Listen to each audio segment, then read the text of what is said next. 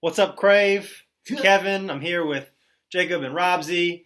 We're in week 2 of our series. I know how many fingers that is. Week 2 of our series X. We're looking at the 10 Commandments. So Robzy will jump on here just a few minutes and start with that. But we're going to play a game first. We're going to mix it up a little bit this week. I pulled some crazy laws since we're talking about the law, the Old Testament.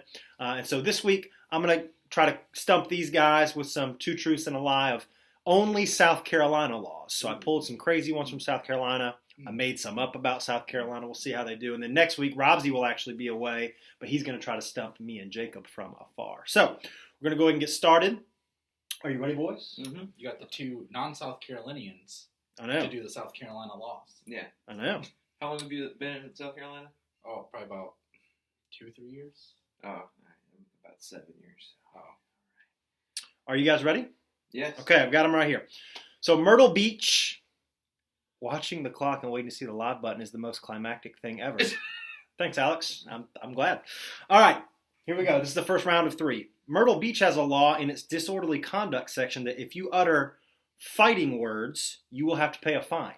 So if you're out there running that jaw, That sounds like Myrtle Beach. fighting words, you will pay a fine. I feel like there should just be more fines in Myrtle Beach. That's true. Not that one's true, but what Robzy said. Okay, number 2. The law states that it is unlawful for a tattoo artist to tattoo any part of the head, face, or neck. So, Sorry, and that's South Carolina. this is all South Carolina. So, in the state of South Carolina, you can't get a tattoo on your face or neck. I know too many friends. Yeah. Yeah. They get their tattoo here. Yeah, in South Carolina. Oh, did they though? Did they though? All right, number 3. In the town of Monk's Corner, it's a real place, it is illegal to have more than 2 horses hitched to your wagon. So in the town of Monk's Corner. I mean, that's real relatable content, though. Yeah. Well, we did have the horse thing last week and found in, which was true about the pants. Also, as I Googled these, just as you're pondering at home, as these two are pondering, one of the most common ones, but I couldn't actually find verification, is that you're not allowed to have a horse in a bathtub. That's like apparently something we're famous for here in South Carolina. I don't know. Pretty weird. What are you guys thinking? I'm going to try to reconnect our Facebook because we're having some issues.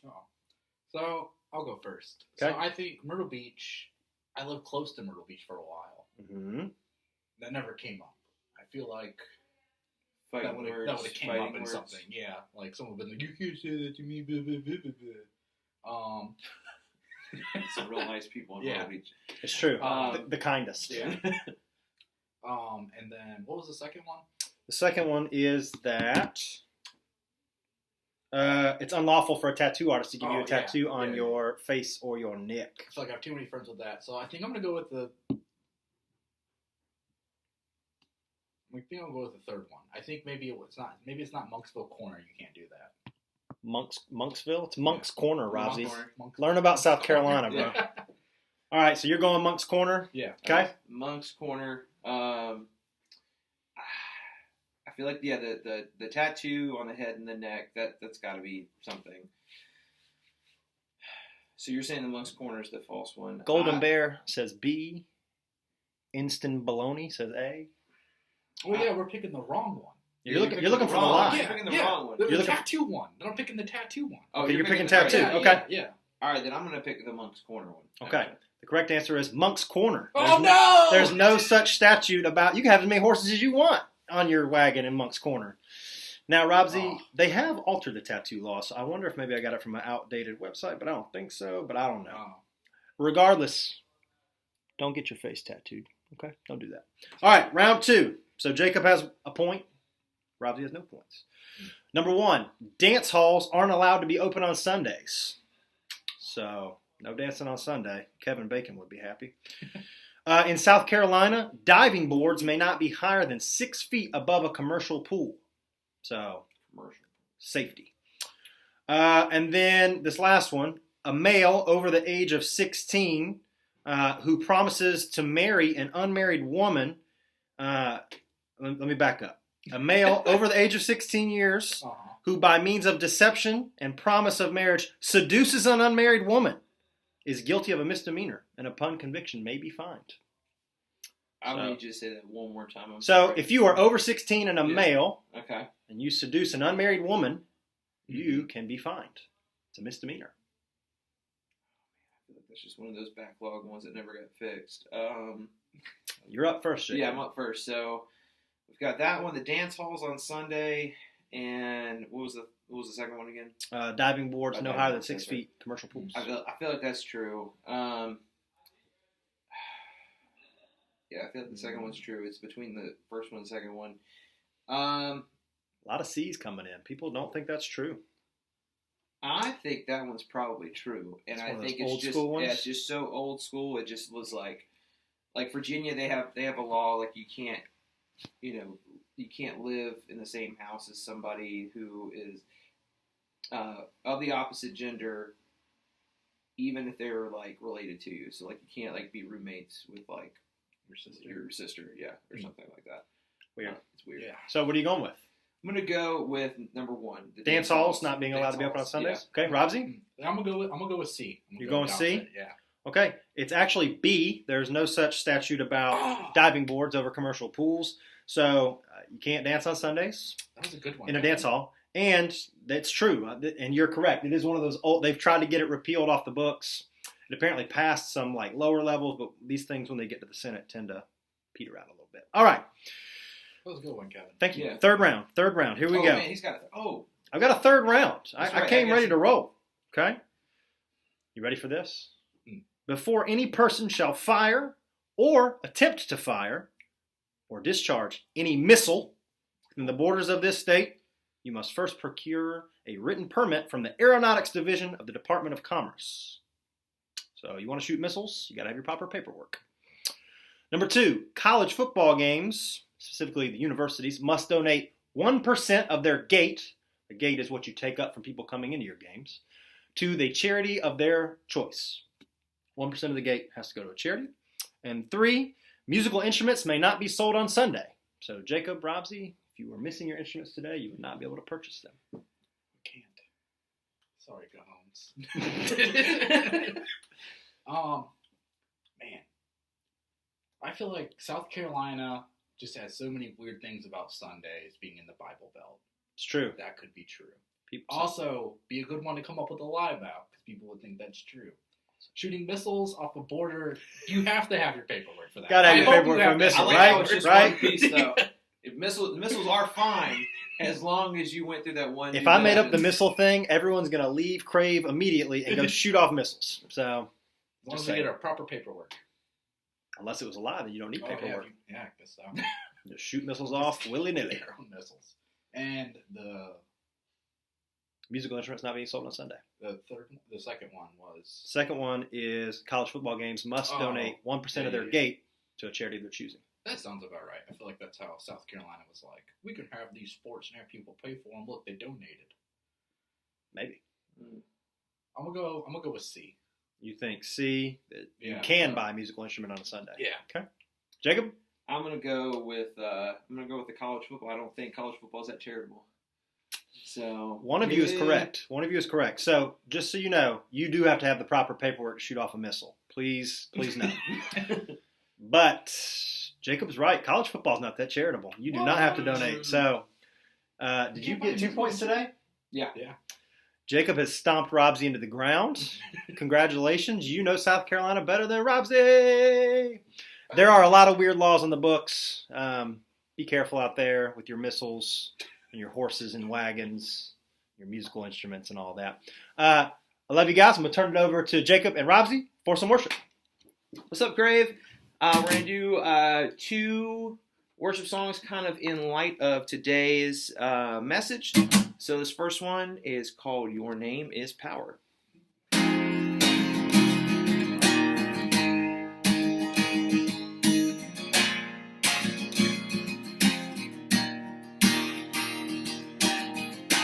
You're the only answer to the darkness.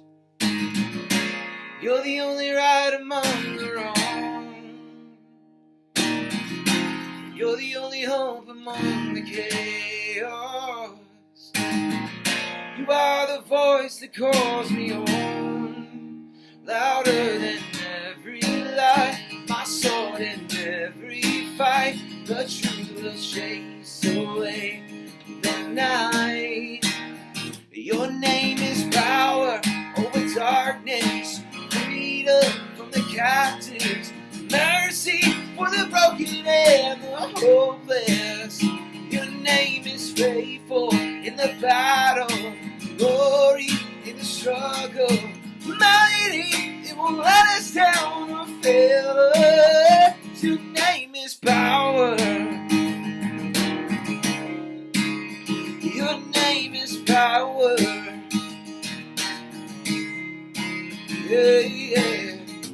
I know it's written, hope is certain. Yeah, I know that the word will never fail. Whoa, whoa, I know that in every situation, yes, I know you speak with power to prevail. Louder than every lie, my sword in every fight will truly chase away the night. Your name is power in darkness, freedom for the captives, mercy for the broken and the hopeless.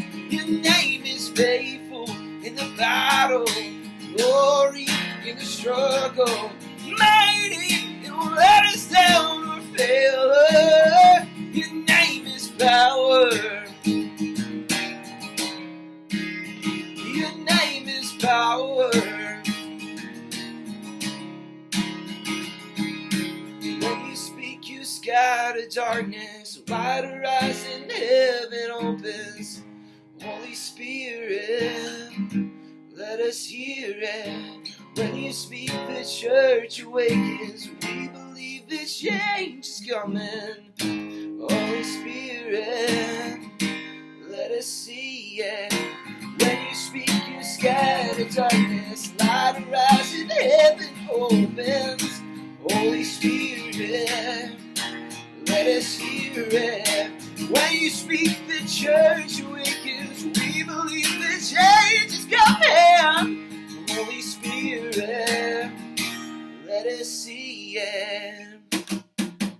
Your name is power over darkness, freedom for the captives, mercy for the rugged and the hopeless. Your name is faithful in the battle, glory in the struggle, mighty, it won't let us down or fail us. Your name is power over the darkness. Your name is power in the chaos.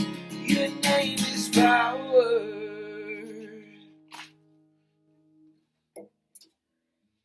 This next song, again, kind of keeping with the theme we're doing, is what we've always done. So feel free to worship in your own way from wherever you are. But yeah, here we go.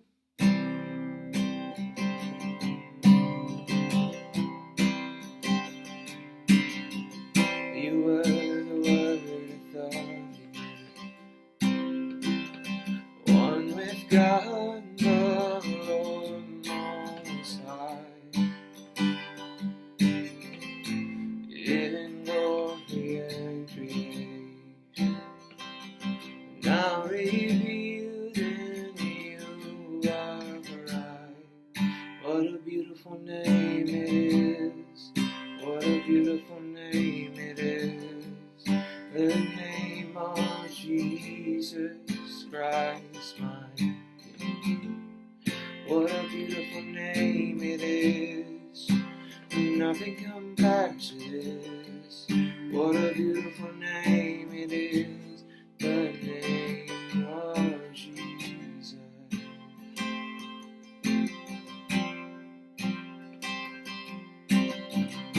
You didn't want heaven without us, so Jesus, you brought heaven down. My sin was great, your love was greater. Who I could separate us? No. What a beautiful name it is, and what a wonderful name it is. The name of Jesus Christ.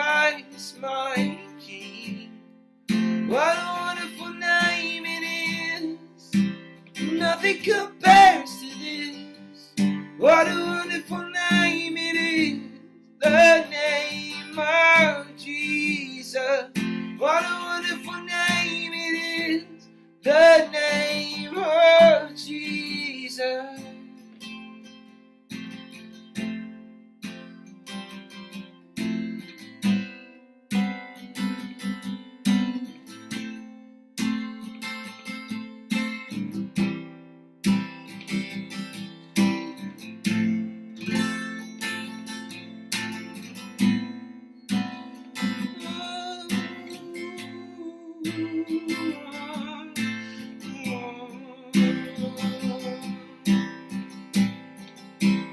Death could not hold you, the veil's torn before you.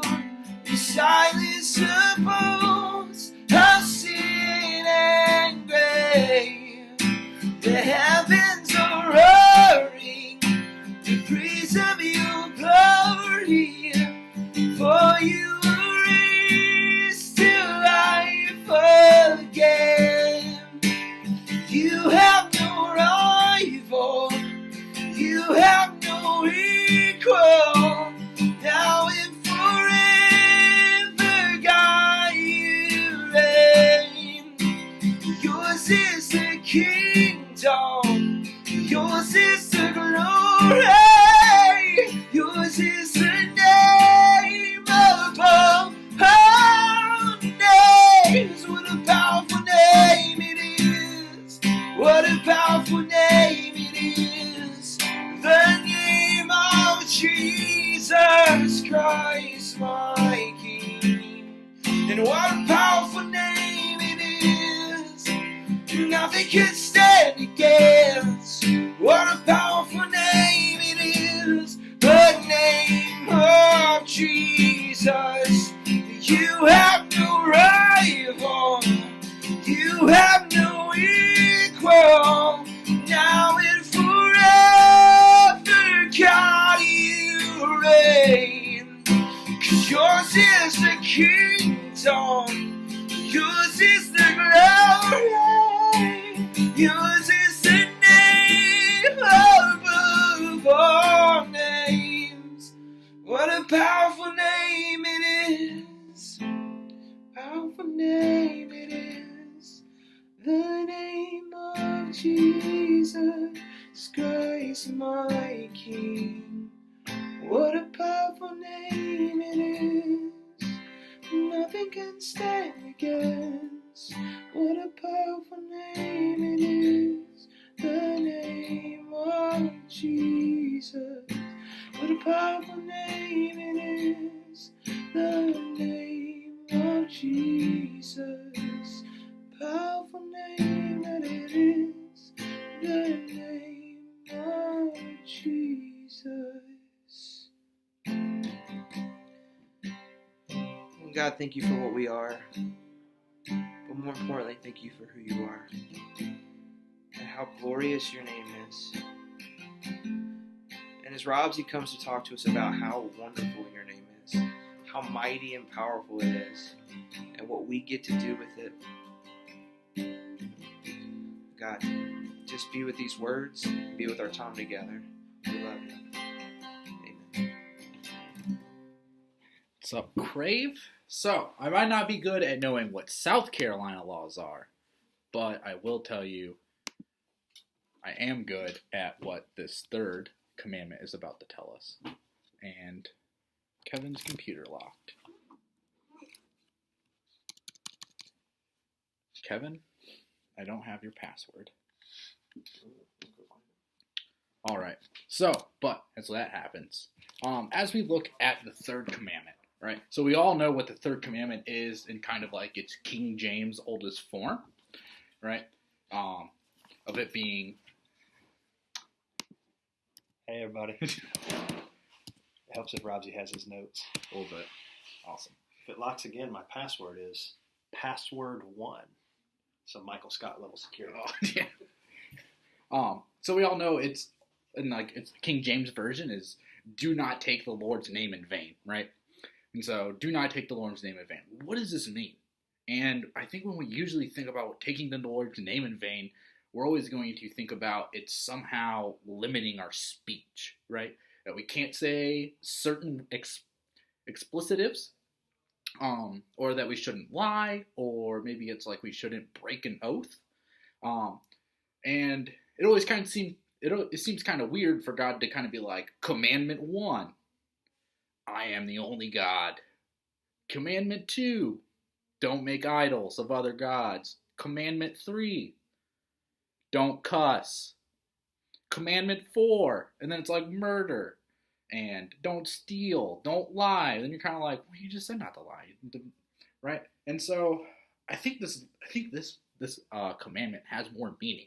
It's placed so high at the top. It's number 3. And so I did some digging into this about what it would mean. And so first, I think we need to understand just what the name of God means to us and what it meant to the Hebrew readers at that time. So, names. We all have names, right? I'm Robzy. We all like to have our nicknames like Robzy. Like even if your real name is Robert and you're like, man, that's such a lame name. Everyone's named Robert. Sorry, Mackenzie. And then you're like, I need to be named something cooler like Robzy. And then you're like, this is now my new nickname. Someone gave it to me. I'm sticking with it. It's going to be it for the rest of my life, right? And we like to name things. We name our cars. I had a car one time. It was a Kia Forte. I named it Matt for Matt Forte. He was a running back for the Chicago Bears. Name all of our animals, right? We like to name our cats and our dogs. We get into fights with our family about what our dog or cat should be named. And we just love naming things after us, right? At the place where I work, people try to make up their own drinks, their own teas, this own combination of teas, and they're like, this is now named the Jessica. And I'm like, oh, okay, cool. If you want to come back and spend more money here, right? And then we even do things in the name of, right? So like, in the name of King Arthur, open the door.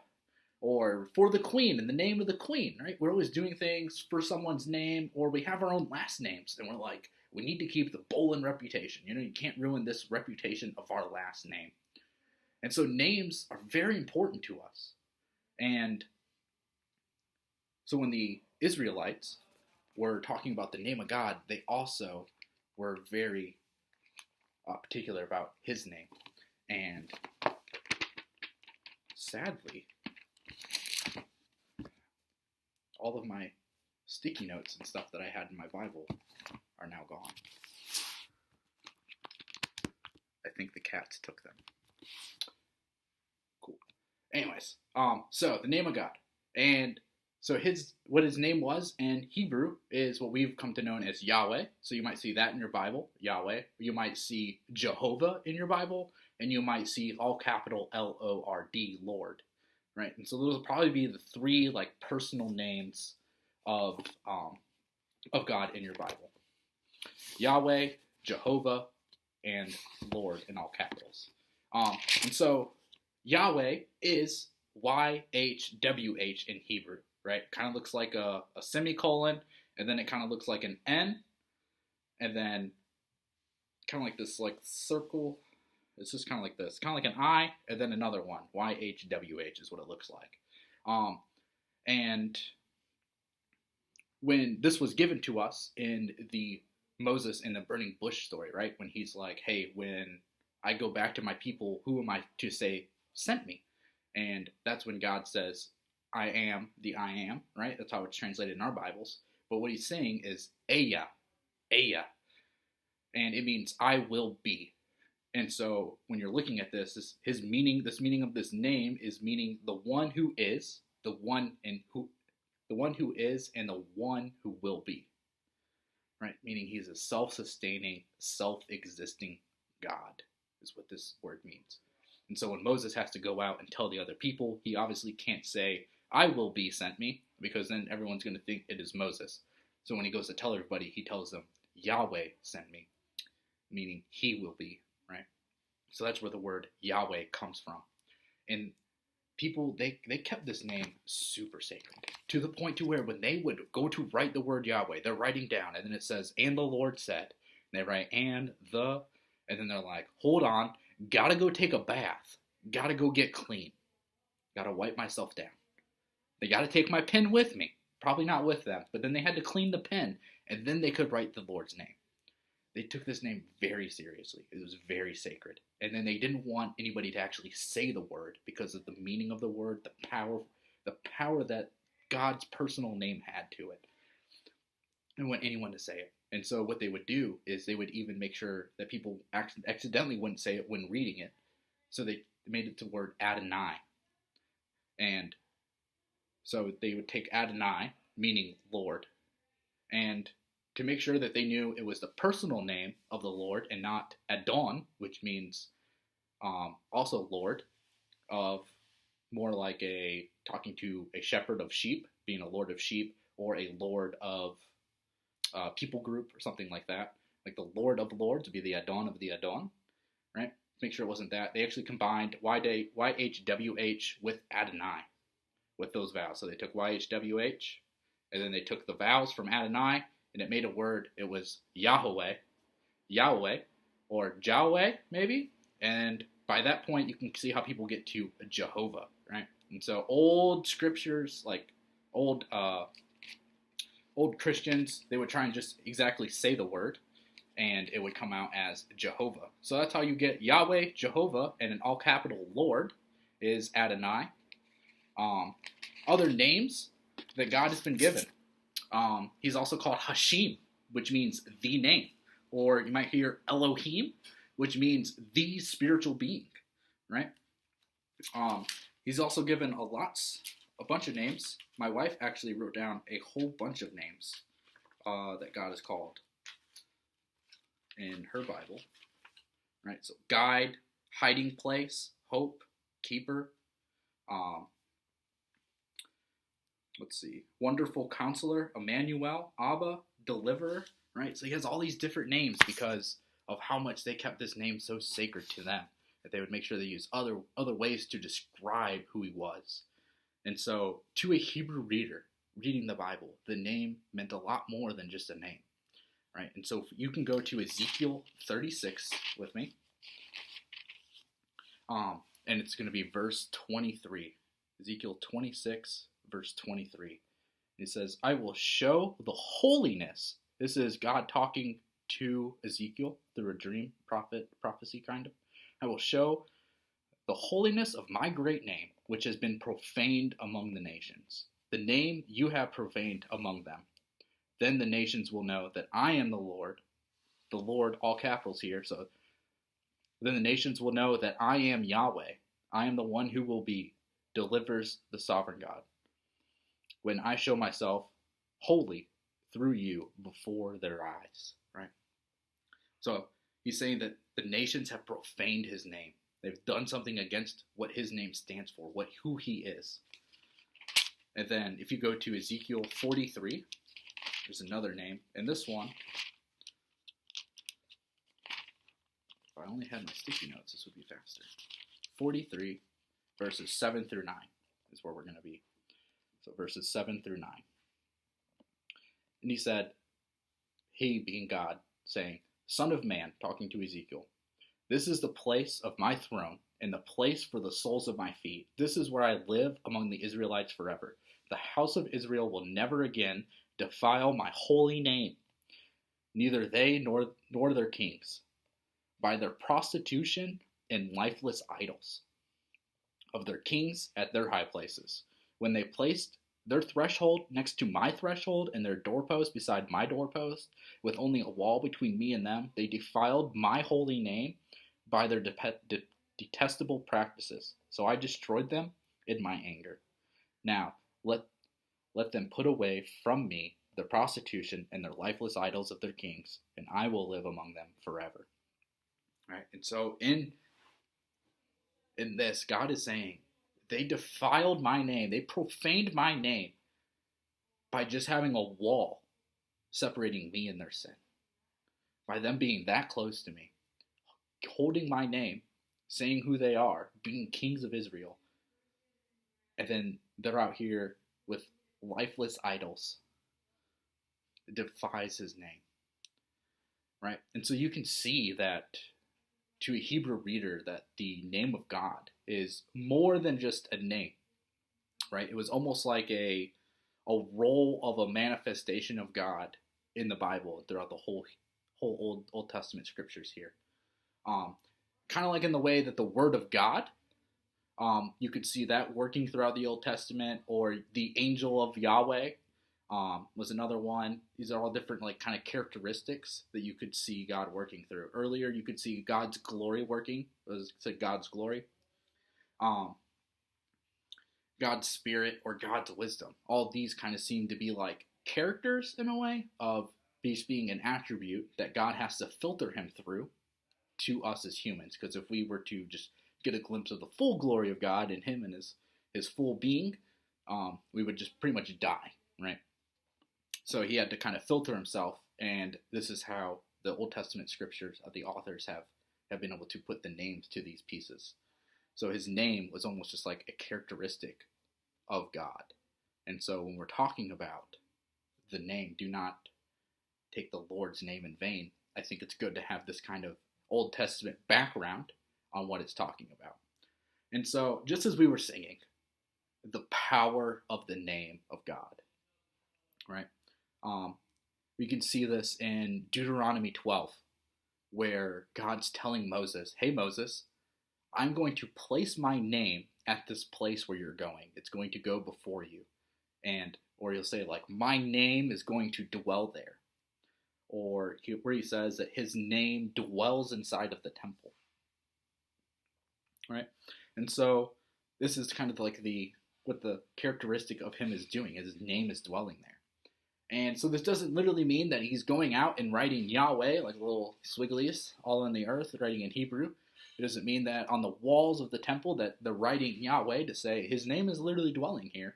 Although I will say Jerusalem did kind of look like the Hebrew letter Shin, which is what they used as a symbol for God. So it was a little bit literal in that sense. But in most senses, when God says he's going to place his name somewhere, it means that that's where he is he's expressing that's where he's going to choose to dwell. That his presence and his essence is going to be there, right? It's kind of like this. It's kind of like when you have your favorite backpack or maybe your favorite pair of underwear, and you decide that you're going to put your name on it and you're going to claim it, right? And that's kind of what God's doing here at Mount Sinai with the Ten Commandments. Is he is placing his name on his people. He's saying, I will be your God and you will be my people. Right? And since you have the personal name of God, you need to live respectively. You need to live accordingly. Do not take my name in vain. Right? And even in chapter 19 in Deuteronomy, he tells them that they are going to be the priests to the other nations. They're supposed to go out and be the example for all the other nations of who the God Yahweh is, and that the Israelites are his treasured possession. Man, that's just so powerful. You ever think about being somebody's treasured possession? Right, that's crazy. And so when we look at the commandment and how we can apply that with all this Hebrew background knowledge on what the name of God is, I think it's also important now to go look and see how it applies to us today. Right, and so when we talk about this commandment saying do not take the Lord's name in vain, I think it's more than that. Because I think he's telling us to honor and respect his name. And how I get there is that the word take, so do not take the Lord's name in vain, it's a nasa. Really easy to remember. It looks like NASA. So nasa, it means actually to carry something, right? And so Aaron, when he would take all of the names of all the people on a breastplate and carry it around camp or go to God to go take it, he was nasa-ing. So he was actually carrying the name of all the Israel when he would go see God. So that's how we get where it needs to say carry. And so I think if we were to look at this and kind of take out the old King Jimmy version, right, and put in words that we probably understand a little bit more, because who says vain anymore? And taking anything. So I think we could say, don't carry the name of God, don't carry the name of Yahweh in a worthless manner. Don't bear the name of God in a worthless manner. I feel like that's probably a better translation.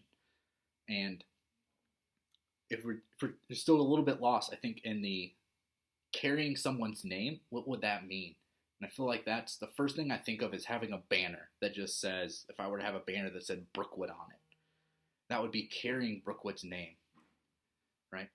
And so when you do that, right, when you have a Brookwood sticker on your car, you might feel like you have to drive differently because other people might look at you and say, man, that person has really bad road rage, and they have a Brookwood sticker on the back of their car. What does that say about Brookwood, right? And so to carry the name of God, if you're going to claim God, then don't do it in a worthless manner, right? And so to show us this, actually God says that he places his name in Jesus. God says he places his name in Jesus. All right, and you can go to John 17:6 to see where that is, where he says, pretty sure that's where Jesus is saying that he has revealed the name of the Lord to everybody. He also says, Jesus says that he who has seen me has seen the Father. Right? And so when Jesus is saying this, he's not saying that he's just done a very good job at following all the 10 commandments. What Jesus is saying is that it's more than that. He's saying that he carried the name of Yahweh faithfully and was a priest to all the nations, just like the Israelites were supposed to be. And Jesus is also, so he's not just carrying the name, but Jesus is saying he is the revelation. He reveals the name of God to us. And so don't curse. Oh, there we go. So when Jesus is saying this, I think he's saying, yes, don't curse, right? That is part of this. Yes, let your yeses be yeses and your noes be noes. Just like the James 5:12 is kind of tied to this. And also Jesus in Matthew 5:33 through 37, where he's telling us, don't swear by anything. Don't swear by heaven. Don't swear by earth. Don't swear by God. I feel like this is all part of it, because who are we to have authority that we can say, we can swear by this? Because if you swear by something, if you don't keep it, you don't keep your covenant with that, that thing is destroyed. And how do we have that authority to say, yes, heaven, earth, or God can be destroyed? But I feel like all of these pieces work together to say that we need to live faithfully. We need to carry God's name with honor and respect if we're going to claim to follow him. I think Jesus even breaks this up even more, or shows us more in Matthew 6:9, where he's doing the Lord's Prayer, right? And he says, hallowed be your name. Holy be your name, God. Holy being the opposite of what we were talking about here, to defile, right? Holy, to be set apart. So Jesus is telling us here that he expects, even in our prayers when we're praying to God, that honor be given to God, to God's name. Right? And so Jesus is praying to be one who bears God's name well. And then he's telling people to do this, right? He's saying, go do this. Go bear God's name well. Be this prayer. This is the model prayer. Right? So God, in this commandment, he's saying, if you claim me, you are representing me when you're out shopping, when you're playing a video game, when you're out with your friends, when you're at school, when you're doing your chores, when you're with your boyfriend or girlfriend. When you're doing all of these things, you are representing me if you're claiming to be a Christian. Right? And so just like Paul says to Timothy, let anyone who claims the name of Christ depart from iniquity. Meaning, you're a bad representation of the one you claim to follow if you're just going to live a life of sin. Right? And so for everyone out there that's like, there's no Bible verse that says I can't have sex outside of marriage. Look, I found it. It's the third commandment. Right? Are you living a life of representing God well if you're claiming to follow Christ? Right? And so the first two commandments, we've kind of, when Kevin was breaking them down, we kind of lumped them together because it kind of just said, God was saying, or Yahweh was saying, just not to have idols. I'm the only God, right? That I am your God, Israelites. And now in this third commandment, God's saying, and you are my people, which is probably my favorite Bible verse in all of the Bible, is I will be your God and you will be my people. It can be found in many places. So it's kind of more of a favorite Bible phrase than it is a Bible verse. I will be your God, and you will be my people. And so from the rest of this, from these two commandments of, or three commandments, right? From these three commandments, the rest of the commandments will flow out of, right? And so yes, don't curse. Yes, don't use his name as an explicitive. Yes, let your yeses be yeses and your noes be noes. And don't make oaths that you're not going to keep. But the commandment isn't about limiting your speech. This commandment, do not take the Lord's name in vain. It's more about that. It's more about if you claim to follow him, then go be the priest of the other nations. Go be the priest at your school. Go be the priest at your house. Go be the priest at the beach or the pool or the lake or wherever you're going, whether it's on Call of Duty live server or if it's on Fortnite or Minecraft. Go be the priest to the other nations. Honors God's name with your identity. Honor God's name with your own identity. Let his name dwell where you are. Because he gave us his own personal name so that we could then go have a personal relationship with him. So, thank you guys so much for tuning in for this week's Crave. We'll come back next week, Father's Day. All you fathers out there, hopefully none of you Crave kids, only leaders. So, but we'll be coming back with Commandment 4, and I hope to see you guys then. I love you guys so much. Bye, Instagram.